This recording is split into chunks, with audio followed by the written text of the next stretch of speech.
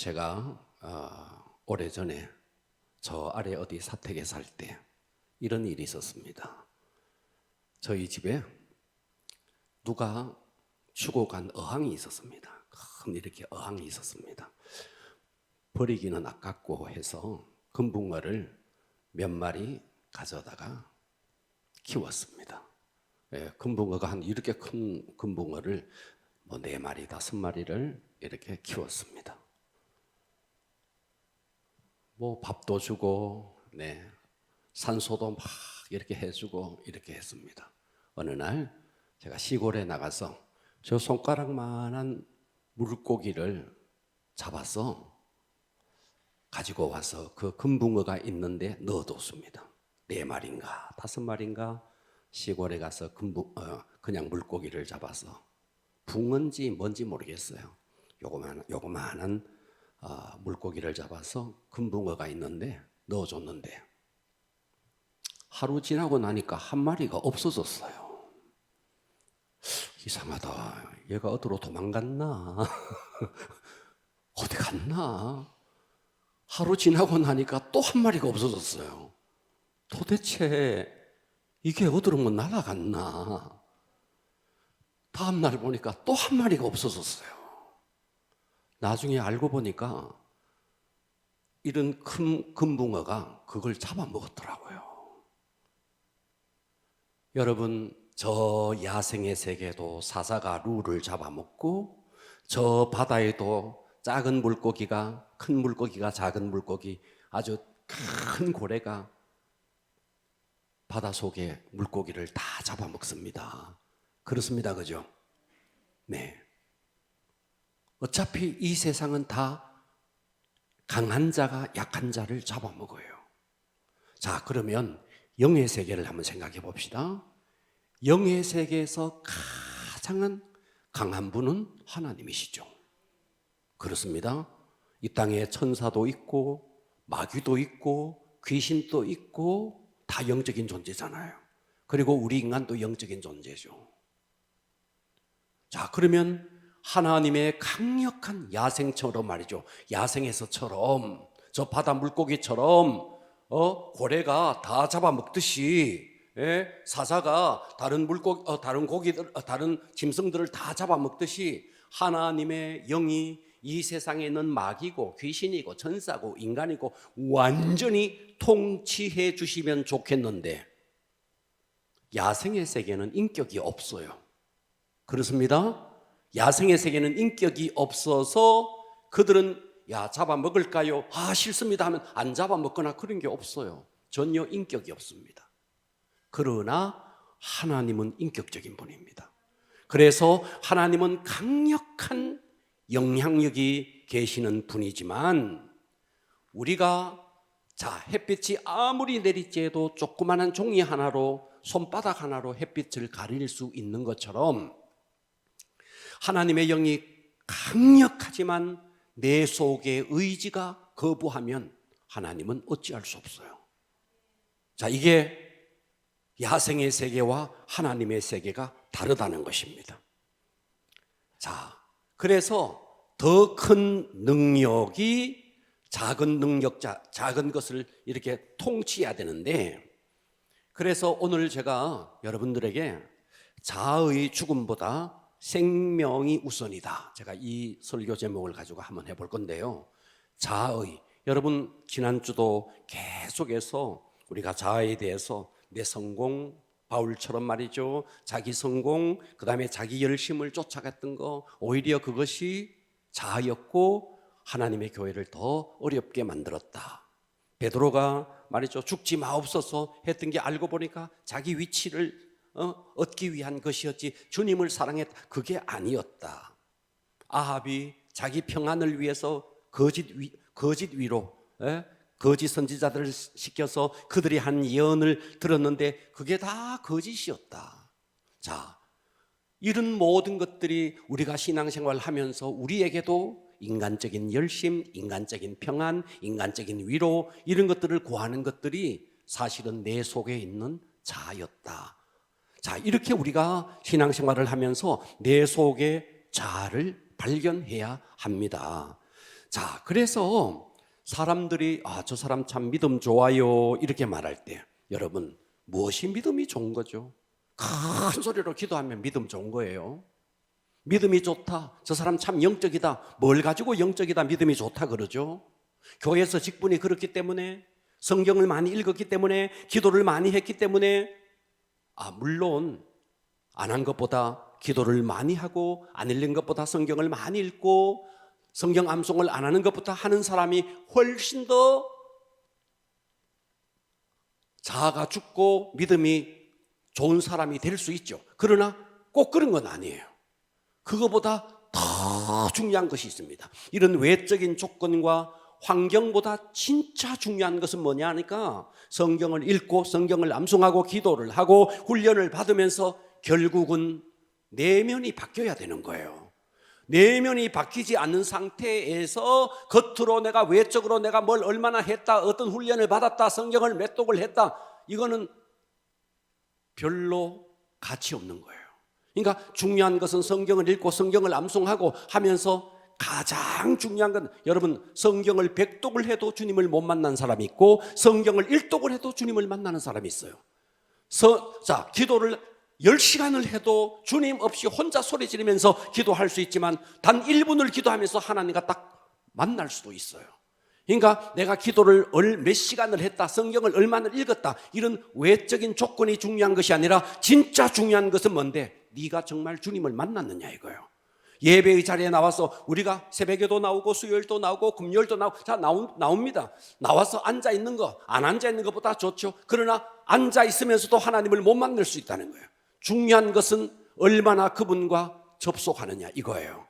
성경을 읽으면서. 그러니까 우리가 외적인 조건들을 너무너무 많이 하다 보니까 성경을 읽으면서 하나님을 만나고 기도를 하면서 하나님을 만나야 되는데, 하나님을 만나고 하는 것은 온데간데 없고, 내가 성경 몇 독 했다 이게 자랑이 되고, 하루에 내가 성경 기도를 몇 시간 했다 이게 자랑이 되고 있는 거예요. 이거는 전혀 자랑할, 기도가 뭔데, 주님을 만나는 채널이랬잖아. 몇 시간 기도했는 게 뭐가 중요해요? 정말 주님과 만났느냐, 인카운터가 일어났느냐, 성경을 몇 독을 했다, 좋죠. 그보다 더 중요한 것은 네가 성경을 읽으면서 정말 주님을 만났느냐 이거예요. 그리고 너의 내면이 바뀌었느냐, 이것이 중요한 것입니다. 한번 따라서 합시다. 자아의 죽음보다, 소리가 이래가 되겠어요? 따라서, 자아의 죽음보다 생명이 우선이다. 그렇습니다. 여러분, 자아의 죽음보다 생명이 우선입니다. 자, 그래서 첫 번째는 뭐냐 하면, 생명, 우리가 생명이라는 이야기를 많이 하는데, 생명이 뭔데? 생명의 실제는 주님과 연합하는 겁니다. 생명, 말로만 생명 그러지 말고 예수님의 생명, 하나님의 생명과 내가 연합하는 게, 이게 바로 생명의 실제예요. 실제가 뭔데? 예수님의 생명과 내가 접속되는 겁니다. 할렐루야. 그러니까 우리가 예배를 드리면서, 기도를 하면서, 성경을 읽으면서 한시도 잊지 말아야 될 것은, 내가 지금 이 시간 기도하면서 하나님과 접속되고 있느냐, 내가 지금 성경을 읽으면서 정말 하나님의 말씀 앞에서 그분의 음성에 귀를 기울이고 있느냐, 한시도 잊지 말고 우리의 촉각이 거기에 곤두세워져서 성경을 읽고 예배를 드리고 그리고 기도를 해야 되는데, 그냥 기도하는데 하나님이 없어요, 성경을 읽는데 하나님이 없어요, 예배를 드리는데 하나님이 없어요, 그건 생명이 아니라는 거예요. 자, 여러분 오늘 예배 자리에 어차피 오셨습니다. 오셨으면 이 시간에 하나님의 생명과 접속되어야 됩니다. 여러분, 물 한 잔을 마셔도, 갈증이 날 때 물 한 잔을 마셔도 그 물 한 잔에 영향력이 있습니다.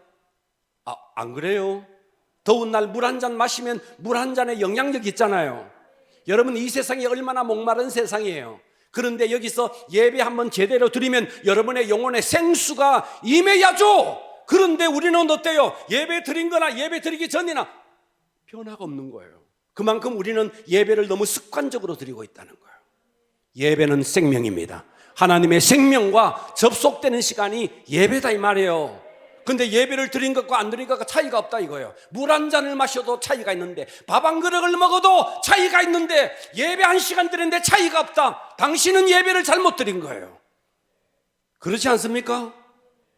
우리는 어떻게 하나님의 임재 앞에서 그분과 예배 속에서 접속되고 정말 오늘 떨어지는 이 말씀이 하나님의 생명으로 먹어야 되거든. 그런데 우리는 아니야. 그냥 앉아 있을 뿐이야. 그러니까 아무 일도 일어나지 않는 것입니다. 교회 안에서 영적인 실제보다 더 소중한 것이 어디에 있겠습니까? 이거보다 교회 안에서 예수님의 생명과 접속되는 거, 이거보다가 더 소중한 게 어디 있겠어요? 그래서 교회 직분자들도 정말 주님의 생명에 접속되느냐? 여러분, 물론 교양 있는 거 좋아요. 인간의 교양, 인간의 인격, 인간의 인격이 좋은 사람, 교양이 있는 사람 훨씬 좋죠. 그러나 인간의 인격, 인간의 교양은 거서 거깁니다. 그러나 생명, 예수님의 생명과 접속되어 버리면 그 예수님의 생명 속에 예수님의 인격이 있고 예수님의 교양이 거기 다 있네. 그러니까 우리가 내가 얼마나 인간적으로 훈련받아서 교양이 있느냐, 인격이 있느냐 보다 더 중요한 것은 생명이다 이 말이에요.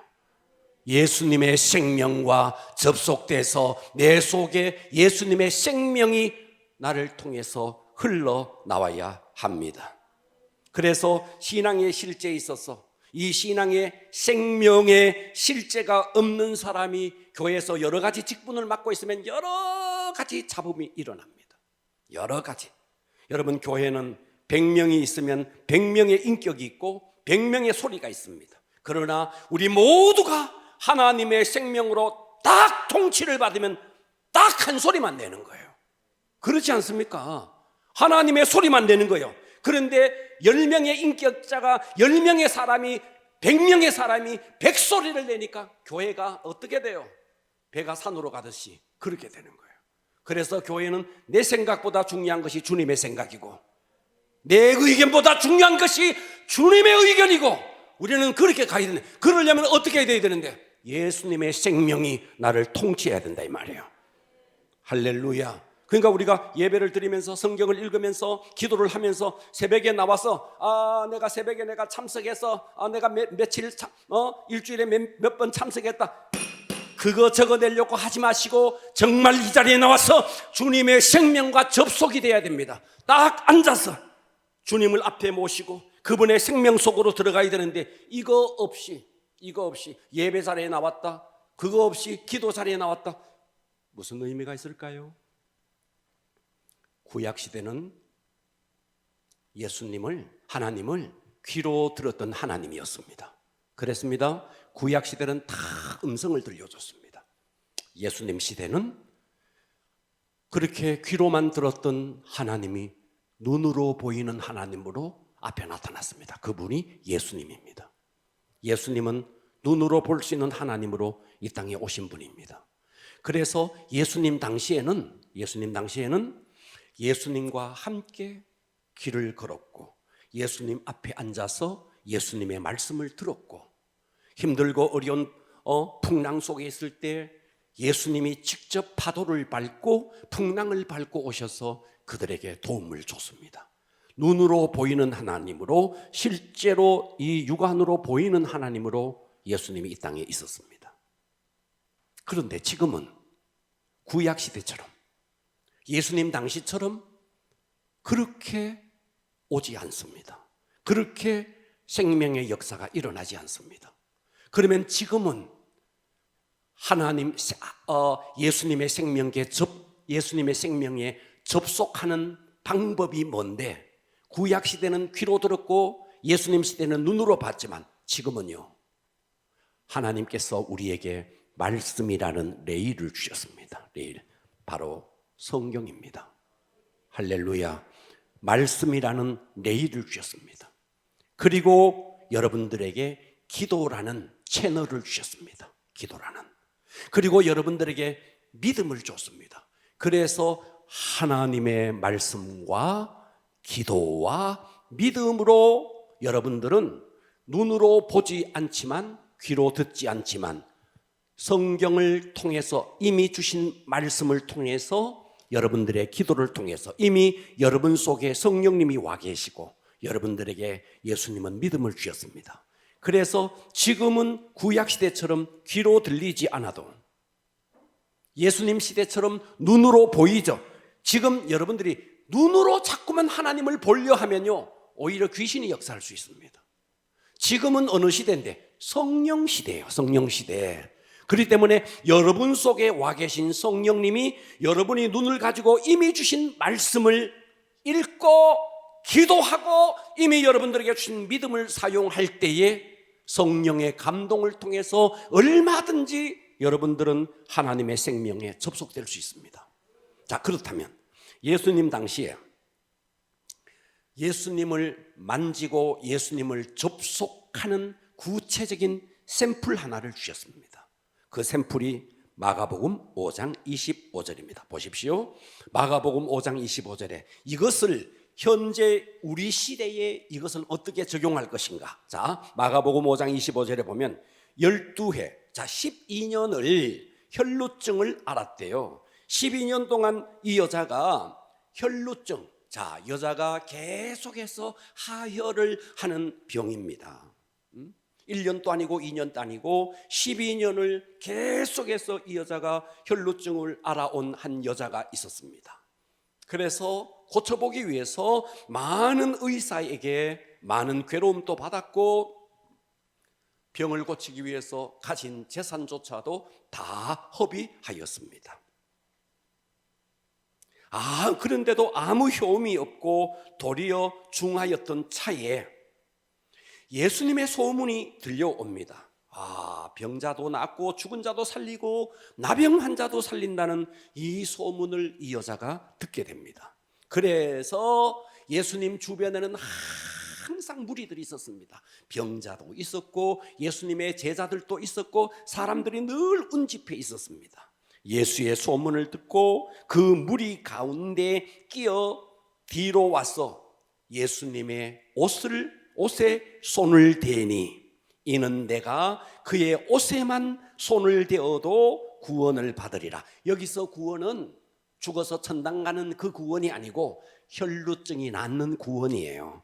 구원을 받으리라 생각함일러라. 이에 그의 혈루의 근원이 곧 마름에 병이 나온 줄을 이 여자가 예수님의 옷자락에 손을 딱 대는 순간 하혈을 하고 있었는 그것이 멈추었다는 사실을 예수님의 옷자락을 만지는 순간 이 여자가 깨달았다는 거예요. 그만큼 몸에 느낌이 왔다는 말이죠. 이해되시죠? 12년 동안 자궁 속에 종기가 나서 불규칙적으로 계속해서 하혈을 하는 만성 하혈증, 1세기의 의술로는 도저히 고칠 수 없는, 성경에서도 이 병을 유출병이라 그래서 아주 부정한 병으로 다룹니다. 그러니까 이 여자는 삶에 희망이 없었어요. 그러던 차에 예수님의 소문이 계속 들려오기를, 내가 저 예수님만 만나면 내가 해결되겠다. 그래서 중대한 결심을 하고 예수님의 옷자락에 손을 댔는데 병이 나았다 하는 게 오늘 본문이죠. 자, 여기서 우리가 예수님을 만나는 데는 사람의 성향에 따라서 다 다를 수 있습니다. 자, 봐봐요. 소경 바디메오 같은 경우는요, 예수님의 제자들이 시끄럽다 그러는데도 참 바디메오 사건을 보면 기가 막혀요. 눈도 보이지 않는 사람이 막 뜁니다. 소리를 듣고 예수님께로 막 뛰어갑니다. 상상을 한번 해봐요. 눈이 보이지 않는데 막 뛰어간다고요.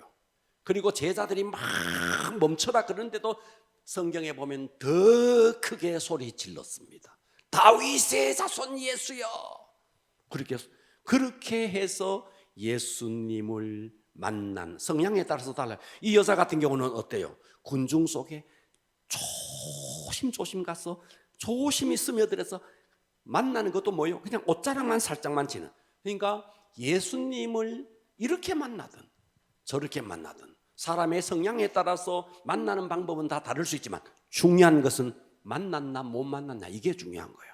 소리를 질러도 못 만날 수 있고 소리를 안 질러도 옷깃만 만져도 만날 수도 있으니 어떻게 만나느냐가 중요한 게 아니라 중요한 것은 네가 만났느냐 이거예요. 주님을 만났느냐? 오늘 이 예배도 마찬가지입니다. 여러분들이 이 자리에 정말 주님을 만나야 돼. 자, 성경을 이어지는 성경을 좀 보십시오. 30절 보겠습니다. 예수께서도 그녀가 와서 예수님의 옷자락에 손을 딱 대는 순간에 예수님도 알았어요. 그 여자도 알고 예수님도 알았어요. 예수께서 그 능력이 자기에게서 나간 줄을 곧 예수님도 스스로 아시고 무리 가운데 돌이켜 말씀하시되 누가 내 옷에 손을 대었느냐? 여러분, 지금 예수님 주변에는 많은 사람들이 운집해 있습니다. 여러분 지하철 한번 타봐요. 대구의 지하철은 뭐 얼마나 복잡한지 모르겠지만 저는 서울에 가면 지하철을 타요. 서울 지하철은 진짜 지옥철입니다. 지옥철. 예. 그냥 앞뒤가 그냥 다 막혀 있습니다. 어떨 때는 숨이 답답해서 고개를 빼들어야만 되는. 그런데 누가 와서 대는데 누가 대는데 어떻게 알아요? 예수님 주변에도 많은 사람들이 아마 예수님께 손을 댔을지 모르는. 문제는 얼마나 믿음으로 됐느냐 이 말이에요. 다른 사람들은 그냥 예수님께 손을 댔지만 이 여자는 믿음으로 됐다 이 말이죠. 30절 예수께서 그 능력이 자기에게서 나간 줄을 곧 스스로 아시고 무리 가운데 돌이켜 말씀하시되 누가 내 옷에 손을 대었느냐 하시니 제자들이 여짜오되 무리가 애워서 미는 것을 보시며 누가 내게 손을 대었느냐고 물으시니까 이렇게 많은 사람들이 서로 이렇게 하는데 어떻게 누가 됐는지를 어떻게 그걸 묻습니까? 그때 이 여자가 바들바들 떨고 있습니다.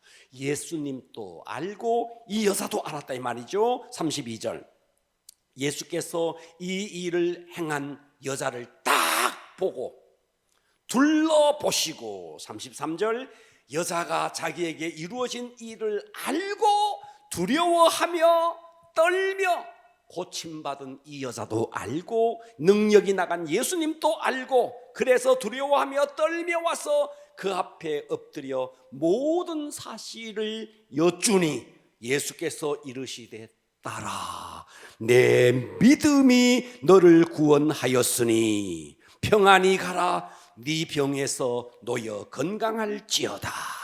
할렐루야. 와, 여러분 예수님 당시에는 이렇게 눈으로 보이는 예수님이 현존해 있었습니다. 그때는 그랬습니다. 그러면 지금 이 마가복음 5장에 나타난 이 이야기는 현재는 어떻게 적용될까요? 똑같습니다. 예수님 당시에는 눈으로 보이는 하나님이었지만 구약시대는 귀로 듣는 하나님이었지만 지금은요 여러분들이 지금 이 시간에 예수님은 눈에 보이지 않지만 하나님은 눈에 보이지 않지만 지금 또 살아계시고 여러분들이 믿음으로 접속되는지 안 되는지 주님이 다 알고 계십니다. 예배를 드리는 가운데 여러분들이 정말 믿음으로 예배를 드리는지 주님은 다 알고 계십니다. 이 여자가 예수님의 옷에 손을 댄 것을 주님이 알았듯이 여러분 예배는 바로 주님께 손을 대는 시간입니다. 뭐로? 믿음으로. 여러분 영적 실제는 주님의 생명과 접속되는 것입니다. 네. 예배를 드리면서 접속돼야 됩니다. 찬양을 할 때 그냥 하지 말고 찬양하면서 예수님의 생명에 접속돼야 됩니다. 기도하면서 딴 생각하면서 하지 마시고 머릿속에 주님을 딱 집중하면서 기도와 말씀으로 주님의 생명에 접속돼야 됩니다. 그래서 여러분 속에 성령님이 계시니 여러분들이 믿음을 사용하면 지금 또 이 여자가 예수님 옷자락을 만졌듯이 여러분 주님을 만날 수 있습니다. 바로 생명은 다른 게 아닙니다. 예수님의 생명과 접속되는 겁니다. 할렐루야. 자, 두 번째, 자아의 죽음보다 생명이 우선이다 그런데 두 번째는요, 오늘 이 두 번째가 중요합니다. 두 번째가 중요합니다. 자, 제가 좀 전에 말씀드렸습니다. 야생의 세계에는 큰 것이 작은 것을 잡아먹습니다. 그런데 성령님이 이 세상에서 하나님의 영이 가장 강한 영입니다. 그런데 그 하나님의 영이 그냥 우리 속에 내 인격을 무시하고 그냥 와가 나를 확 잡아주시면 좋겠는데 하나님은 인격적이시기 때문에 내가 거부하면 절대로 역사하지 않습니다. 할렐루야. 그래서 우리는 성령님의 역사 앞에서 정말 마음을 열고 흠모하고 사모하고 그분을 받아들이셔야 됩니다. 그러면 여러분이 주님 앞에 마음을 열고 그분을 사모하는 만큼 여러분에게 역사가 나타날 것입니다. 그래서 여러분, 자아의 죽음보다 생명이 우선이라 그랬는데, 주님의 생명이 충만하면, 두 번째입니다. 주님의 생명이 여러분 속에 충만하면 자아는 저절로 처리됩니다. 아멘 해봅시다. 자, 여러분, 어차피 여러분 속에 있는 자아는요, 여러분이 이 육이 살아있는 동안은요 사라지지 않아요. 시소와 같아요. 주님의 생명이 높아지면 낮아질 뿐이에요. 그러나 주님의 생명이 약해지면 올라올 뿐이에요. 이렇게 올라오는 거예요. 이거는 주님 앞에 가는 날까지 없어지면 좋겠어요. 안 없어져요. 이 속에 늘 있어요. 이 육의 생각은 늘 있어요. 그런데 예수님의 생명이 내게 충만히 임할수록 힘을 잃어버리는 거예요. 여러분, 모든 사람 속에는 암세포가 다 있습니다. 암세포 없는 사람이 없어요. 그러나 생명이 강하니까 암세포가 그냥 있을 뿐이지 역사를 못하는 거죠. 그런데 면역성이 약해지고 생명이 약해지면 이게 올라옵니다. 그래서 암 환자가 되는 거죠. 그래서 우리는 주님의 생명이 우리 속에 얼마나 충만히 되어지느냐. 자, 봐봐요. 사람 이 세상에서 뭐 닭이 먼저냐, 계란이 먼저냐, 뭐 갑론을박이 있지만 하나님의 나라는 너무 분명합니다. 하나님은 계란을 창조하지 않았습니다. 닭을 창조했습니다. 그죠? 그러니까 닭을 창조했어요. 그래서 닭이 계란을 낳아가지고 21일을 딱 품으면 신기합디다. 안에서부터 자기가 안에 있는 병아리가요 깨가지고 나옵니다. 밖에서 안 깨줘도요. 구건산이 맞아요? 맞죠? 안에 있는 병아리가요 지가 깨가 나옵니다. 안 깨줘도 지가 깨서 나옵니다. 이해가 되죠? 여러분 속에 생명이 충만하면요 자아의 껍질은요 저절로 깨져요. 저절로. 자, 9월입니다. 조금 있으면 추석이에요. 저는 어렸을 때 추석만 되면 혼자서 있죠. 저 산 넘어가면 밤나무들이 쫙 있는데 밤 따러 갔습니다. 혼자서 산 넘어 밤나무 있는데 아직도 기억이 생생합니다. 자, 밤을 따러 갔는데 밤이 말이죠 어떠냐면 밤이 익어버리면요 그냥 알이 그죠 껍데기가요 그걸 밤송이라 그러죠. 막 가시 같은 게 있는 밤송이가요 이놈이요 저절로 벌어집니다. 저절로. 모릅니까? 그런데 새파란 거 안에 밤이 익지도 않은 거 이거요 깔렸고요 하다가요 찔리고 난립니다. 다시 말해서 밤알 이 속에 생명이 있잖아요. 이 생명이 완성이 되어지면 이것은 저절로 벌어지고 저절로 깨지는 겁니다. 그런데 내 속에 생명이 제대로 되지 않은 상태에서 뭐 껍질 깨보려고 자아를 깨보려고 하니까 깨지겠느냐 이 말이에요. 그러니까 자아를 죽이는 것보다 더 우선하는 것이 내 속에 예수의 생명으로 충만해지면 자아는 저절로 내려앉고 저절로 우리는 자아의 속성이 약해진다 이 말이죠. 여인들이 아기를 낳을 때도 마찬가지예요. 정확한 아기를 낳는 산달, 산일 딱 정해지면 그때 되면 하나님께서 저절로 말이죠 입덧이 아니고 산통이라 그래요. 산통 맞아요? 몸에 산통이 옵니다. 그리고 저절로 자궁이 벌어집니다. 자궁이 저절로 열립니다. 자궁도 열려지지 않는데 하려고 하면 안 되죠. 다시 말해서 여러분 속에 내가 자아를 깨야지, 자아를 죽여야지 하는 것보다 더 중요한 것이 있다. 그게 뭔데? 하나님의 생명이 여러분 속에 충만히 거하는 것입니다. 로마서 7장 18절 보겠습니다. 내 속, 여러분 속에는요, 바울이 이랬는데 우리는 오죽하겠습니까? 내 속, 내 육신에 선한 것이 거하지 아니하는 줄 여러분 알아요, 몰라요? 우리 인간 다 선한 것이 거하지 않습니다. 원함은 있어요. 주님 뜻대로 살고 싶은 원함은 있어요. 그러나 선을 행하는 것은 없노라. 오호라. 자, 24절 볼게요. 24절. 오호라. 그래서 바울이 고백해요. 나는 곤고한 사람이로다. 이 사망의 몸에서 누가 나를 건져내랴. 우리 주 예수 그리스도로 말미암아 하나님께 감사하리로다. 그런즉 내 마음이, 내 자신이 마음으로는 하나님의 법을, 육신으로는 죄의 법을 섬기노라. 이렇게 고백했던 바울이 8장으로 딱 넘어가면 완전히 달라집니다. 그러므로 이제 그리스도 예수 안에 있는 자에게는 예수의 생명이 이 속에 쑥 들어와 버리니까 예수 그리스도 안에 있는 자에게는 결코 정죄함이 없나니 이는 그리스도 예수 안에 있는 그 생명, 성령, 생명의 성령의 법이 아무리 하려고 몸부림쳤지만 안 됐던 이 죄와 사망의 법에서 너를 해방하였습니다. 결국은 뭐예요? 예수님의 생명이 이 모든 죄의 법을 이기게 하셨다, 이 말입니다. 할렐루야. 깜깜한 밤에, 깜깜한 방 안에 깜깜하다고 소리칠 거 없어요. 그냥 등불만 밝히면 저절로 밝혀져요. 왜 내가 이렇게 육신적으로 살지 여러분 너무 그럴 필요 없어요. 여러분 속에 빛 대신 예수의 생명이 여러분 속에 충만히 임하면 저절로 해결됩니다. 할렐루야. 자, 우리 성경을 하나 더 보겠습니다.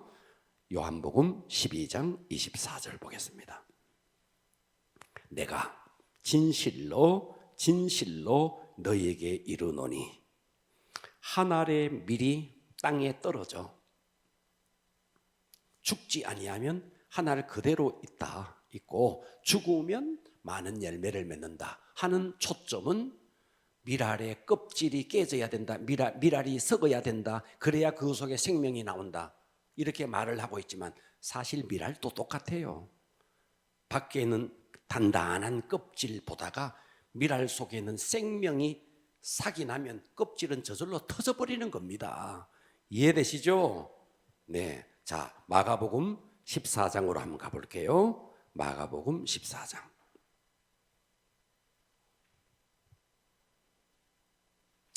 예수께서 14장 13절입니다. 자, 오늘 이 말씀 보고 마무리합니다.